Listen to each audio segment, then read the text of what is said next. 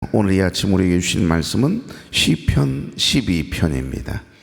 시편 12편 1절에서 8절. 제가 가지고 있는 성경은 구약성경 811쪽이네요. 시편 12편 1절에서 8절. 여호와여 도우소서. 경건한 자가 끊어지며 충실한 자들이 인생 중에 없어지나이다. 그들이 이웃에게 각기 거짓을 말하며 아첨하는 입술과 두 마음으로 말하는.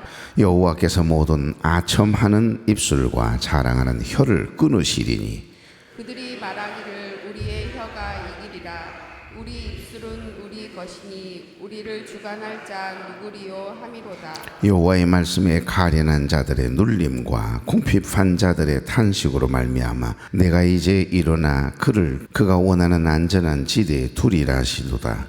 여호와의 말씀은 순결하며 흙 도가니에 7번 단련한 은 같도다. 여호와여 그들을 지키사 이 세대로부터 영원까지 보존하시리이다. 비열하니 인생 중에 높임을 받는데 악인들이 곳곳에서 날뛰는도다.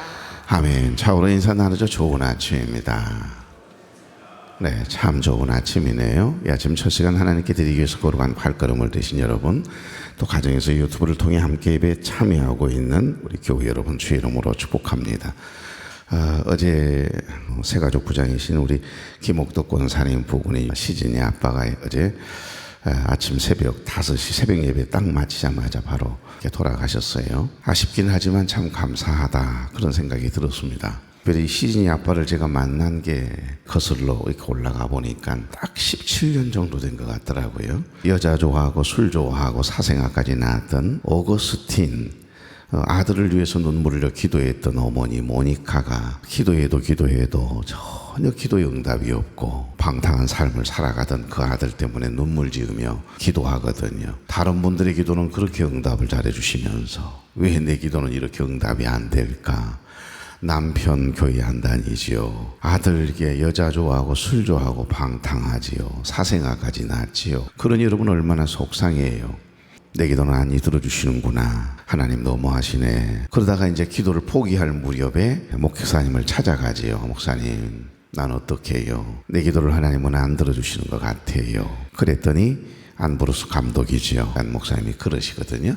눈물을 흘려 기도하는 어머니를 가진 자식은 망하는 법이 없습니다. 눈물을 흘려 기도하는 아내를 가진 남편은 망하는 법이 없습니다. 그렇거든요. 여러분 어떻게 되었게요? 남편 17년 만에 회개하고 돌아옵니다. 그래서 예수 믿고 구원받아 하나님의 백성이 되거든요. 그 구원의 은총을 17년 만이에요. 저는 가만히 아침에 묵상하면서 우리 김옥도 권사님 눈물로 누구보다 남편을 사랑하고 진짜 존중해요. 참 좋은 남편인데 단 한 가지 교회 나가는 걸 싫어하셨어요. 교회를 가는 것을 싫어했고 성경책을 저쪽으로 던져버릴 정도로. 그래서 항상 제 마음에 신방을 갈 때마다 문 앞에 현관에 교회 명패를 못 붙이게 하니까 한 번도 못 붙였거든요. 이제 당신 천국 갔으니까 이제 제일 먼저 신방을 해서 교패부터 붙이려고 그래요. 나가지고 아내 모니카가 눈물로 기도해가 17년 만에 예수 믿고 구원받고 아들 전혀 변할 것 같지 않는 아났더니 오거스틴이라고 하는 아들이 정확하게 33년 만에 주님께로 돌아오거든요. 그리고 놀랍게도 예수 믿고 구원받아 하나님의 백성이 되고 그것으로 그치는 것이 아니라 그가 지나온 삶을 가만히 돌아보니 이게 이제 보이는 거예요. 보여. 사람들은 돈을 너무 사랑하는 거예요. 그리고는 자꾸 하나님은 이용하는 게 보여요. 예수를 믿노라 하면서도. 그래서 탄식하는 고백이 오거스틴의 회고록에 보면 나오거든요. 사람들은 돈을 사랑하고 하나님을 이용하는도다. 하나님은 사랑의 대상인데 자기가 그동안 그렇게 살아왔음을 고백하면서 회개하고 그가 위대한 초대 교부가 되거든요. 유명한 신학을 정립한 아우구스티누스, 성 어거스틴입니다. 천주교 가톨릭에서는 성자지요. 그러니까 그 어머니의 눈물의 기도가 얼마나, 그 아내의 기도가 얼마나 중요한가를 다시 한번 돌아보게 됩니다. 남편 가정은 한 사람도 교회 다닌 사람이 없고, 그래도 김옥덕 권사님의 가정은 그래도 예수 믿는 분들이 많고, 어머니도 전도해서 제가 장례 집례를 했고, 그 다음에 오빠는 서울에 경찰이셨는데 은퇴를 하시고 광양에 와 사시는데 우리 교회 일부에 항상 오십니다. 키 크시고 틀 좋고 항상 우리 교회에 일부 예배 와서 드리고 11시 예배 연합으로 드릴 때는 11시 와서 예배를 드리는 아주 점잖은 분이시거든요. 근데 이제 남편 가정은 예수를 믿지 않는 분들이고 또 자녀들도 신앙생활 하지 않으니 날마다 눈물 뿌려 기도하는 거죠. 여러분 열심히 새가족부 봉사를 하는데 남편 어떻게든지 구원시키기 위해서 하루 끝나자마자 남편하고 같이 밥을 먹기 위해서 주일이면 식당에서 밥도 못 먹고 부랴부랴 남편 밥 차려주기 위해서 급히 그렇게 간 거예요. 그런데 그 믿음이 생명의 씨앗이 그 안에 있어서인지 남편이 반대하고 교회 가려면 이혼하자 하고 이러니까는 도저히 교회를 나올 수가 없어서 한 2년을 교회를 못 나오셨어요. 그러다가 남편의 마음이 조금 열려서 신앙생활을 시작한 게 이제 벌써 15년이라고 하는 세월이 지나간 겁니다. 그런데 그렇게 늘 간절히 소망하더니 마지막 임종을 앞두고 마지막 얼마 남지 않았다는 거 준비하라고 하는 것을 의사 선생님이 직접적으로 이야기를 하셨기 때문에 마음을 비웠습니다. 목사님 그러더라고요. 그런데 여러분 마음이 비워지겠습니까? 아직 쌩쌩하거든요. 뭐 살아나봤지 않고 몰핀을 맞기 때문에 고통은 그렇게 없지요. 그러나 이제 숨이 가빠지고 폐는 다 망가져 있는 상태고 간도 전이가 되어 있는 상태인데 혼수가 오면 이제 의식을 잃게 되는 것 아니겠습니까? 그런데 간 경화도 오지 않고 혼수도 오지 않고 뭐 말도 잘하시고 제가 17년 동안 서로 주거니 받거니 교회는 안 나오셔도 반대하셔도 문자는 서로 받고 아들과 딸 생일 되면 이제 문자를 통해서 서로 인사 나누고 또 선물도 주고받고 그러면서 이제 관계를 맺어왔고 해서 긴 대화를 나눠본 적은 없는데 처음으로 마지막 임종을 앞두고 상당히 오랫동안 이야기를 나눌 수 있는 은혜를 주셨던 것 같아요. 그래서 신이 아빠 제가 마지막 참 그 말하기 어렵잖아요. 지금 돌아가실 것 같지 않는 아직 쌩쌩하다니까요. 그런데 나도 안 믿겨지는데 이제 마지막 정리는 해야 되는데 어떡합니까? 제가 마지막 장례 예배를 꼭 드려주고 싶습니다. 그 이야기 하기가 여러분 쉽겠습니까? 얼른 이게 죽음이라는 게 받아들이지 않는 사람 같은 경우에는 기분 나빠할 수 있는 거잖아요. 내려놓았다고 이야기를 하세요. 그래서 신이 아빠 우리가 내려놓는다 말하지만 마음을 지으신 하나님이 우리 마음 안 잡아주시면 그게 어떻게 내려놔지겠어요. 이제 그러면서 이야기를 주거니 받거니 하다가 마지막 기도해 드려도 되겠냐. 이제 그렇게 했더니 이러시더라고요. 그래서 기도해 주고 껴안고 이제 마지막 인사를 하고 나오려고 하는데 얼마나 이 팔로 나를 강하게 끌어당겨서 안아주시는지 이게 가슴이 막 그 심장이 뛰는 게 느껴지는 거 있잖아요. 그래서 둘이 한동안 막 뭉클뭉클해서 흐느끼면서 소리는 못 내고 둘이만 느끼는 그 느낌으로 이제 마지막 포옹을 하고 마지막 인사를 나누고 우리 천국에서 봬요. 아내 아시죠? 우리 권사님 내가 지금껏 지켜보았지만 한 번도 한눈 팔지 않고 오로지 남편 입만 열면 늘 진짜 존경스러워 하거든요. 남편을 또 좋아하고 남편 자랑하고 자식들을 위해서만 살아오는 거 다 알잖아요. 안 돼요.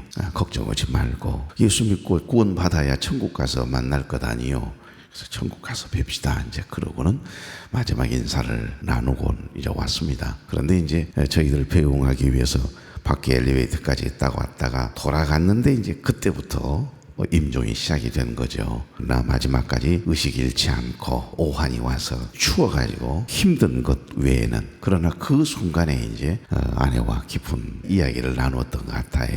여러분 우리가 죽음 앞에 두면 외로워지거든요. 제가 읽은 책 중에 죽음 가장 큰 선물이라고 하는 천주교 사제거든요. 헬린 나우엔이라고 하는 사제인데 우리 개신교 영성에 가까운 분이세요. 시간이 나시면 한번 책이 아주 쫙 하늘어요. 죽음 가장 큰 선물 귀한 선물이라고 하는 그 책이 있거든요. 그 책을 가만히 읽고 한 학기 동안 공부했던 적이 있습니다. 헬린 나우엔의 영성학이라고 해가지고서 근데 그때 그 책을 읽고 또 공부를 하면서 제가 경험했던 거 많은 죽음을 임종을 보았던 분이니까 그 임종을 앞둔 분들의 공통점이나 마음들을 이렇게 이제 써내려가는 간증문에 가까운 영성 책이에요. 근데 마지막 아내가 남편이 가족이 없는 상태에서 혼자 숨을 거둔다, 세상을 떠난다. 혹시 하나님도 나를 버리시는 것은 아닐까라고 하는 굉장한 깊은 외로움이 있다고 그래요. 그래서 우리 권사님에게,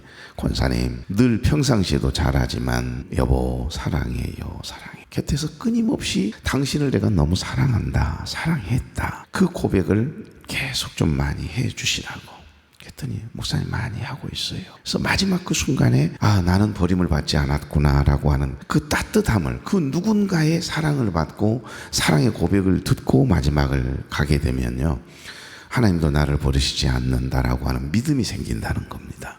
그렇습니다, 여러분. 방금 전에 별세했어요 그러면서 하나님께 감사하다고 이제 문자가 왔습니다. 그러나 이제 앞으로 자녀들하고는 이제 이야기를 나눴다 그래요. 제사 드리지 않고 하나님께 감사함으로 추도 예배를 드리기로, 그것까지는 이야기가 끝났는데 또 남편의 형제가 있고 혈육이 있는 거잖아요. 아직 아버지가 살아계시니까 그 제사상 안 차리면 그 큰일 나는 줄 알지 않습니까? 그런 갈등이 있는 상황이니까 여러분이 기도해 주시면 좋겠고, 오늘 오후 4시에 위로 및 입관 예배를 드리도록 하겠습니다. 자, 본문으로 돌아가겠습니다. 토요일은 시편 강해입니다. 시편 12편도 다윗의 탄원시거든요. 여러분, 이 시는 악인들이 지배하는 사회에서 공경에 처한 시인 이 다윗이 하나님의 도움을 구하는 간절한 기도와 다윗의 신앙의 고백이 담겨져 있습니다. 여기 표제가 뭐라고 되어 있는가 봐보실래요? 다윗의 시 인도자를 따라 8째 줄에 맞춘 노래, 그렇게 되어 있죠. 이 본문인 맞소라 본문에 보면 모두 9절로 되어 있습니다. 지금 우리는 8절로 되어 있잖아요. 그러니까 이건 곧 무엇을 의미하죠? 표제가 1절이었다는 것을 의미하는 겁니다. 그래서 9절로 되어 있는 책이거든요. 이전 개역 성경에는 다윗의 시 영장으로 스미닛에 맞춘 노래, 스미닛, 이 음악적인 용어입니다. 스미닛이라고 하는 이 단어는 해석하기 어려운 낱말입니다만은 문자적인 의미는 8번째라고 하는 뜻이거든요. 스미닛, 8번째. 그래서 일부 학자들은 이 스미닛을 옥타브, 도레미파솔라시도 도시라솔파미레도 거꾸로 돌아가는 이제 옥타브 형식이 나오는 거죠. 그러니까 스미닛을 옥타브다, 옥타브였을 것이다, 8도 음정을 가리킨다, 이렇게 해석하기도 하고요. 어떤 학자들은 8줄로 되어 있는 현악기 악기에 맞추어서 이 시는, 이 노래는 불러라, 그런 어떤 지시어다라고 이렇게 해석하기도 합니다. 그냥 알면 되겠습니다. 여러분, 표준 세번역 성경을 보니까 지휘자를 따라 8연금에 맞추어 부르는 다윗의 노래, 이렇게 해석해 놓았어요.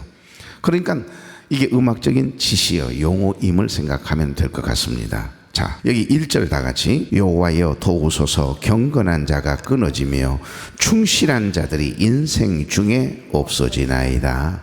아멘. 시인은 지금 물에 빠져서 허우적거리는 사람처럼 사람 살려, 이 말이에요. 막 부르짖고 있습니다. 도와달라는 거예요. 나 죽게 생겼다는 겁니다. 도와주세요, 도와주세요. 사람 살려, 사람 살려 하면서 도움을 청하는 것처럼 그 첫 마디가 여호와여 도우소서입니다. 우리가 잔뜩 힘들고 어려운 일에 딱 부딪혀서 한계에 도달하게 되면요, 사람이 이러다 망하겠구나, 이러다 죽게 생겼구나라고 하는 생각이 하면 그때 이제 막 부르짖잖아요. 도와달라고, 살려달라고. 그러니까 하나님께 간절한 마음으로 지금 호소하고 있는 겁니다. 도와달라는 거예요. 도대체 무슨 일일까요? 어떤 급박한 상황이길래 하나님께 이렇게 지금 이 시인은 도와달라고 여호와여 도우소서, 여호와여 도우소서 이렇게 할까요? 호시야, 예호와 이렇게 되어 있거든요. 원어에 여호와여 도와주소서 이리 외친 이유를 나타내는 접속사 키가 원어 성경에는 들어있습니다.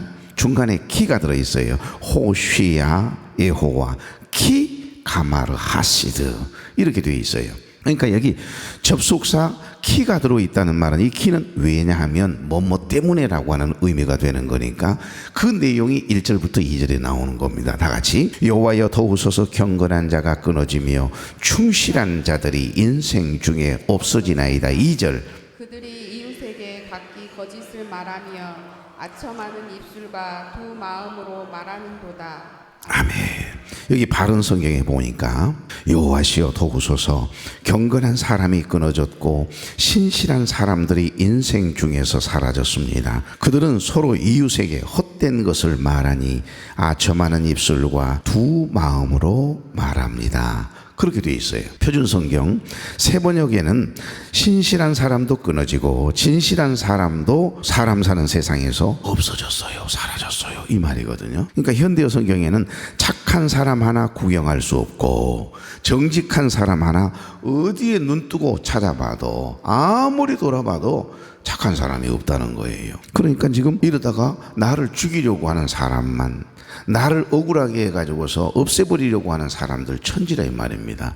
그러니까 사람마다 서로 거짓말을 둘러대고 이빨린 말로 속이기를 밥 먹듯 하고, 그래서 나를 함정에 몰아넣어가 나를 죽이려고 한다는 거예요. 그러니까 이 시인이, 쉽게 말하면 다윗이 주위를 아무리 둘러보아도 사람들의 말과 그 행동을 보니까 너무 마음이 아프고요, 두렵고요, 무거웠던 모양이에요. 자, 3절 4절 다 같이요. 여호와께서 모든 아첨하는 입술과 자랑하는 혀를 끊으시리니 그들이 말하기를 우리의 혀가 이기리라.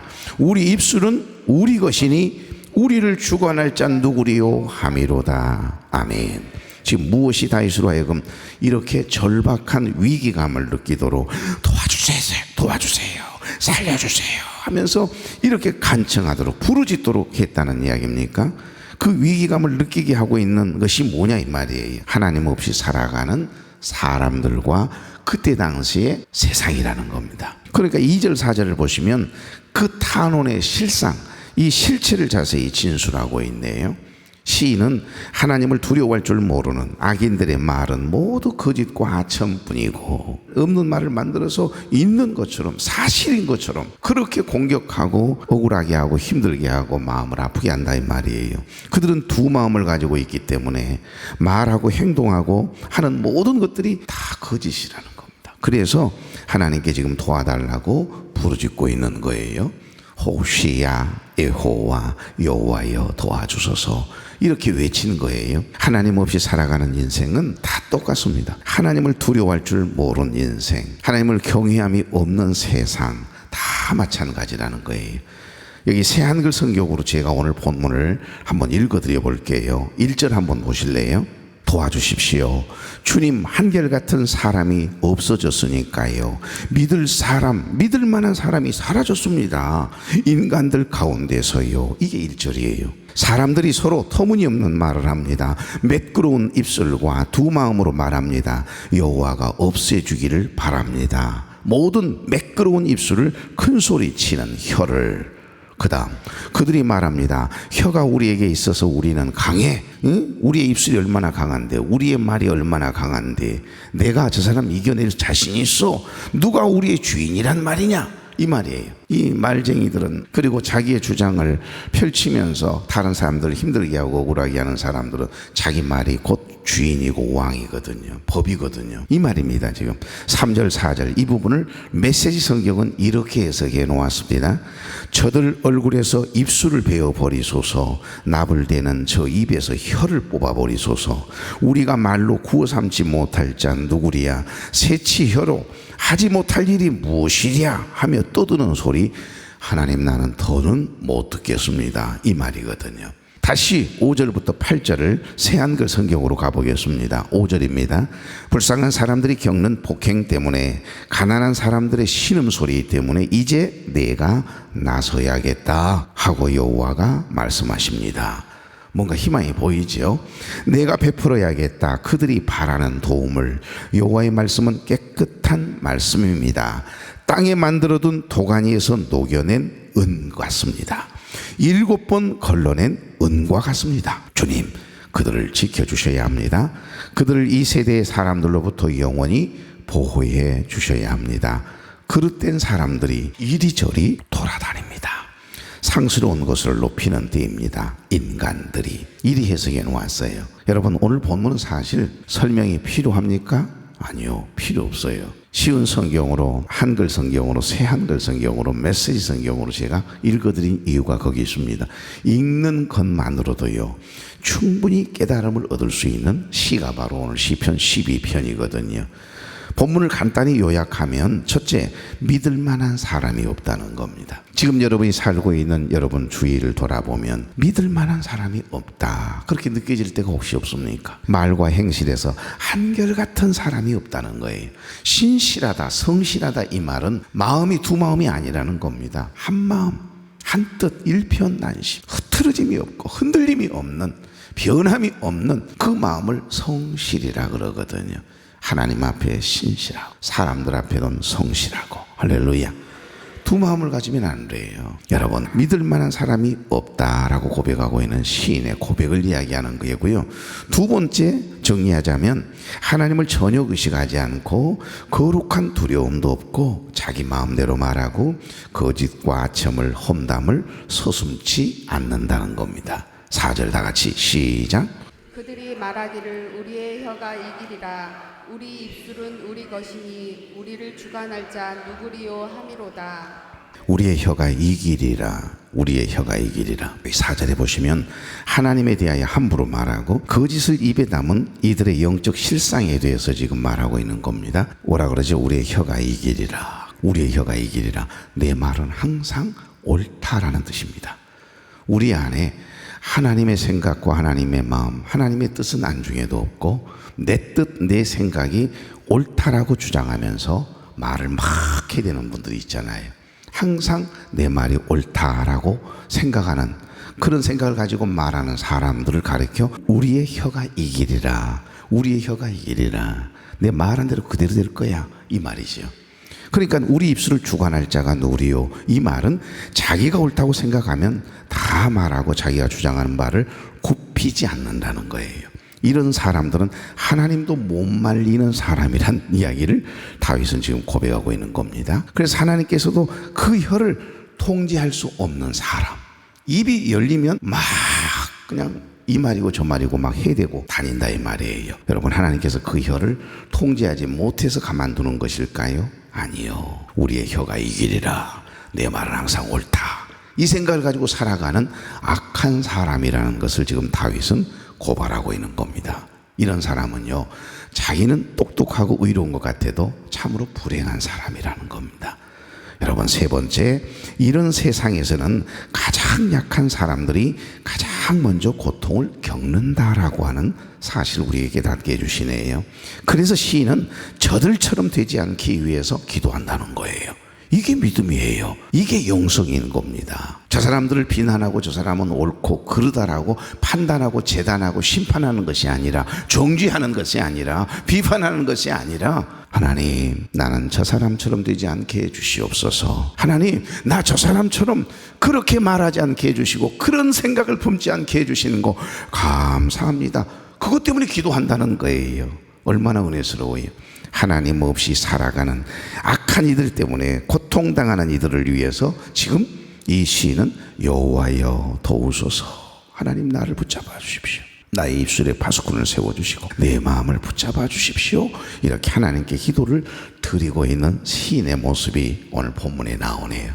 오늘 여기까지 해야 될 것 같습니다. 다음 주에 한 번 더 묵상하면 되는 거니까요. 가만히 한번 묵상해 보십시오. 마지막의 결론은 다윗의 이 시인의 고백은 뭐지요? 변함이 없는, 흔들리지 않는 진리인 그 하나님의 말씀이 곧 길이요 진리요 생명 되신 예수 그리스도가 기준이라는 이야기를 하고요.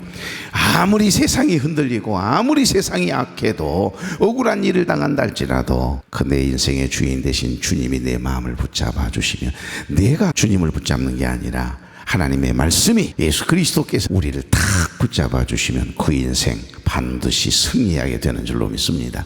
그 고백이 오늘 시인의 고백이에요. 할렐루야죠. 복 있는 삶이 되기를 주의 이름으로 축복합니다. 여호와여 도우소서. 신실한 이들이 사라지고 정직한 자들이 보이지 않는 세상 속에 주님, 우리가 외칠 수 있는 말은 이것뿐입니다. 거짓이 입을 지배하고 교만이 혀를 타고 흐르고 말로 사람을 죽이고 말로 진리를 무너뜨리는 세상 한복판에서 저희도 어느새 두 마음을 품은 채 그 속에 섞여 살고 있음을 고백합니다. 주님, 우리의 입술을 지켜주시옵소서. 부하내동하지 않게 하시고, 우리가 말로 자랑하지 않게 하시고, 말로 다른 일을 무너뜨리지 않게 하시고, 진리를 말하되 사랑으로 말하게 하옵소서. 위로하고 격려하고 칭찬하고 저들을 세워주는 입술이 될 수 있도록 기름 부어주시옵소서. 주의 말씀은 7번 연단된 은처럼 순결하다고 하셨사오니, 이 거짓된 시대 속에 우리가 붙들 말씀은 오직 주님의 말씀뿐임을 믿습니다. 흔들리는 세상 속에서 변하지 않는 진리인 이 하나님의 말씀 안에 거하게 하시고 여호와여 도우소서. 이 다윗의 부르짖음의 기도와 고백과 노래가 우리의 삶의 노래가 되고 고백이 되도록 사랑하는 종들을 축복해 주시옵소서.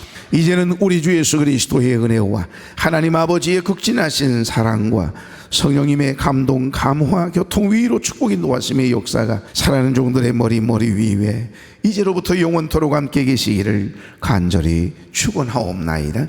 아멘. 아멘.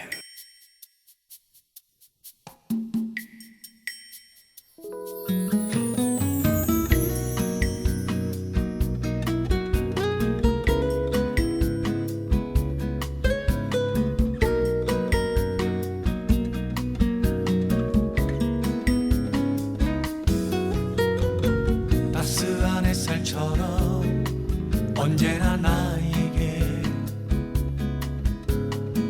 포근함을 주시는 주님,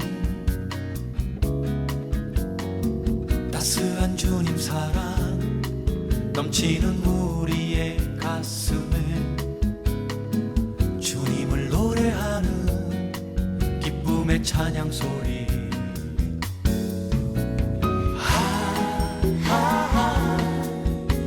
그 사랑의 숨결 난 항상 느낄 수 있다네.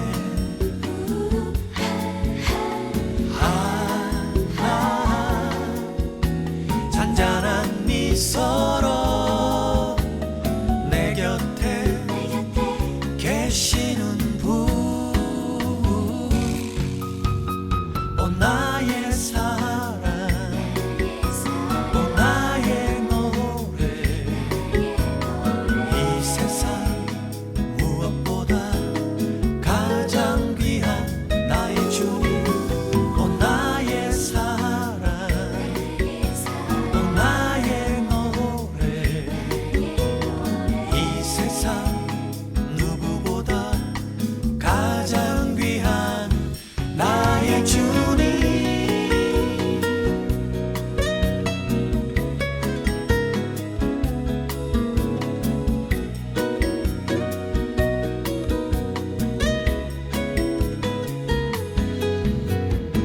따스한 햇살처럼 언제나 나에게 포근함을 주시는 주님, 따스한 주님 사랑 넘치는 우리의 가슴에 주님을 노래하는 기쁨의 찬양 소리.